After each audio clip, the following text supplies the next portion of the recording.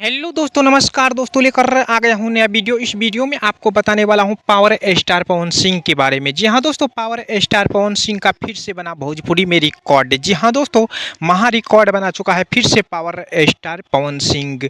तो पूरा जानकारी देंगे इस वीडियो में।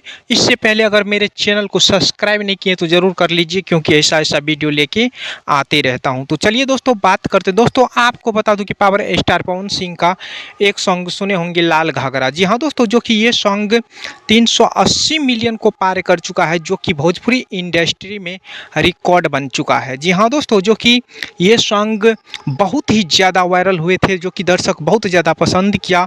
और ये सॉन्ग बहुत ही कम टाइम में जो कि 380 मिलियन को पार कर चुका है और भोजपुरी में महा रिकॉर्ड बन चुका है पावर स्टार पवन सिंह का, जो कि बहुत ही कम इतना ज़्यादा व्यूज़ देखने को मिलता है। जो कि पावर स्टार पवन सिंह का ये सॉन्ग जो कि महा रिकॉर्ड बना दिया है भोजपुरी इंडस्ट्री में। और आज के डेट में जो कि रिकॉर्ड पर रिकॉर्ड बनाते रहते हैं पावर स्टार पवन सिंह। वैसे तो बहुत सारे सॉन्ग जो कि 300-400 मिलियन है पावर स्टार पवन सिंह का, लेकिन ये सॉन्ग भी जो कि 400 मिलियन को पार करने वाला है।